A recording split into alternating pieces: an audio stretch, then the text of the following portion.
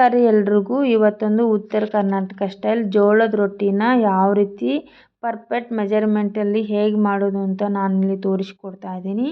ನನಗೊಂದಿಬ್ಬರು ಮಂದಿ ಹೇಳಿದ್ರಿ, ನಿಮ್ಮ ಕಡೆ ಜೋಳದ ರೊಟ್ಟಿನ ಹೇಗೆ ಮಾಡ್ತಾರೆ ಹೇಳ್ಕೊಡಿ, ವಿಡಿಯೋ ಹಾಕಿ ನಾವು ಕಲಿತೀವಿ ಅಂತ. ಅವ್ರಿಗೋಸ್ಕರ ನಾನಿಲ್ಲಿ ವಿಡಿಯೋ ಮಾಡಿ ಹಾಕ್ತಾ ಇದ್ದೀನಿ. 1-2 ಕಪ್ ಜೋಳದ ಹಿಟ್ಟನ್ನು ನಾನಿಲ್ಲಿ ಚಾಣಿಸ್ಕೋತಾ ಇದ್ದೀನಿ. ತುಂಬಾ ಚೆನ್ನಾಗಿ ಚಾಣಿಸ್ಕೋಬೇಕು. ಆಮೇಲೆ ಸ್ವಲ್ಪ ಸೈಡಲ್ಲಿ ಅದನ್ನೇ ಸ್ವಲ್ಪ ಹಿಟ್ಟು ತೆಗೆದಿಟ್ಕೋಬೇಕು. ಆಮೇಲೆ ಹಿಟ್ಟು ಹಚ್ಚೋದಕ್ಕೆ ಹಚ್ಚಿ ಬಡಿಯೋದಕ್ಕೆ ಬೇಕಾಗುತ್ತೆ. ನಾನಿಲ್ಲಿ ಕುದಿಸಿದ ನೀರನ್ನು ಹಾಕಿ ಇಲ್ಲಿ ಹಿಟ್ಟನ್ನು ಕಲಿಸ್ಕೋತಾ ಇದ್ದೀನಿ. ಫಸ್ಟಿಗೆ ಈ ರೀತಿ ಕುದಿಸಿದ ನೀರನ್ನು ಹಾಕಿಬಿಟ್ಟು ಕಲಿಸ್ಕೋಬೇಕು, ಯಾಕಂದ್ರೆ ಅದು ಜಿಗುಟು ಬರಬೇಕು ಅದಕ್ಕೆ. ಆಮೇಲೆ ಸ್ವಲ್ಪ ತಣ್ಣೀರನ್ನು ಹಾಕಿ ಇಲ್ಲಿ ಆಮೇಲೆ ಬೇಕಾದರೆ ಚೆಂದಂಗೆ ಕಲಿಸ್ಕೋಬೋದು. ಸುಡ್ತಿರುತ್ತೆ, ತುಂಬಾ ಹುಷಾರಾಗಿ ಕಲಿಸ್ಕೋಬೇಕು. ಎಷ್ಟು ಚೆನ್ನಾಗಿ ನಾದ್ಕೋತಿರೋ ಇದನ್ನು ಅಷ್ಟು ಚೆನ್ನಾಗಿ ರೊಟ್ಟಿ ಚೆಂದ ಬರ್ತಾವೆ. ನಾನಿಲ್ಲಿ ತೋರಿಸಿದ್ದನ್ನು ನೋಡಿರಿ, ಅದೇ ರೀತಿ ಚೆಂದ ನಾದ್ಕೊಳ್ಳಿ. ಆಮೇಲೆ ಇದನ್ನು 2 ಭಾಗ ಮಾಡ್ಕೊಂಡ್ಬಿಟ್ಟು ನಿಮ್ಗೆ ಎಷ್ಟು ಬೇಕೋ ಅಷ್ಟು ತೊಗೊಂಡು ಒಂದು ರೊಟ್ಟಿಗೆ ಅಷ್ಟನ್ನು ತೊಗೊಂಡು ಒಂದು ಮನೆ ಮೇಲೆ ಕೆಳಗೆ ಹಿಟ್ಟು ಹಾಕೊಂಡ್ಬಿಟ್ಟು ಈ ರೀತಿ ತಟ್ತಾ ಇರಬೇಕು.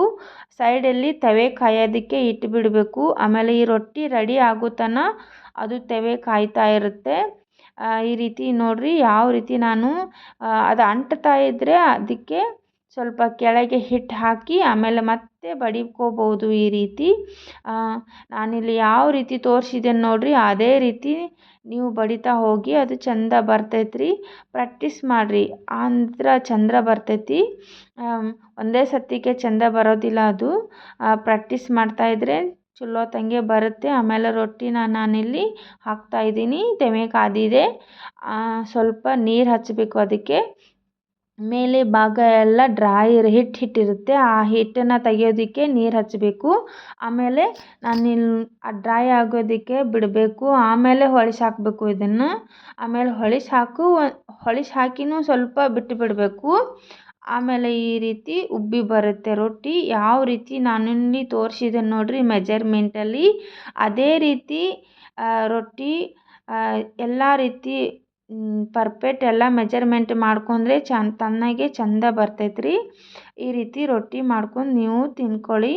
ಅದೇ ತವೆಯಲ್ಲಿ ನಾನಿಲ್ಲಿ ಶೇಂಗಾ ಹುರಿತಾ ಇದ್ದೀನಿ ರೀ. ಶೇಂಗಾನ ಚೆನ್ನಾಗಿ ಕಲರ್ ಚೇಂಜ್ ಆಗೋವರೆಗೂ ಹುರ್ಕೊಳ್ಳಿ. ಆಮೇಲೆ ಒಂದು ಪ್ಲೇಟಲ್ಲಿ ಟ್ರಾನ್ಸ್ಫರ್ ಮಾಡ್ಕೊಂಡು ಅದ್ರ ಸಿಪ್ಪೆನೆಲ್ಲ ತೆಗೆದು ಒಂದು ಮಿಕ್ಸಿ ಬೌಲಲ್ಲಿ ಹಾಕಿ ಅದಕ್ಕೆ ಸ್ವಲ್ಪ ಕರಿಬೇವು, ಸ್ವಲ್ಪ ಬೆಳ್ಳುಳ್ಳಿ, ಸ್ವಲ್ಪ ಖಾರದ ಪುಡಿ, ಸ್ವಲ್ಪ ಜೀರಿಗೆ, ಸ್ವಲ್ಪ ಉಪ್ಪು ಹಾಕಿಬಿಟ್ಟು ಅದನ್ನು ಮಿಕ್ಸಿ ಮಾಡ್ಕೊಂಡು ಬನ್ನಿ.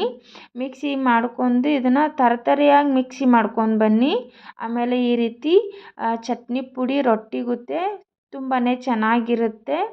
ಶೇಂಗಾ ಚಟ್ನಿ, ಒಂಥರ ಬಾಜಿ, ಮೊಸರು ಇದ್ದರೆ ತುಂಬಾ ಟೇಸ್ಟಿಯಾದಂಥ ರೊಟ್ಟಿ ರೆಡಿ ಆಗುತ್ತೆ. ನೀವು ಮಾಡಿ ಟ್ರೈ ಮಾಡಿ ಹೇಗಿದೆ ಅಂತ ಕಾಮೆಂಟ್ ಬಾಕ್ಸಲ್ಲಿ ತಿಳಿಸಿ. ನಮ್ಮ ವಿಡಿಯೋ ಇಷ್ಟ ಆದರೆ ಲೈಕ್ ಮಾಡಿರಿ, ಇನ್ನೆರಡು ಜನಕ್ಕೆ ಶೇರ್ ಮಾಡಿರಿ. ಎಲ್ರಿಗೂ ನಮಸ್ಕಾರ ರೀ.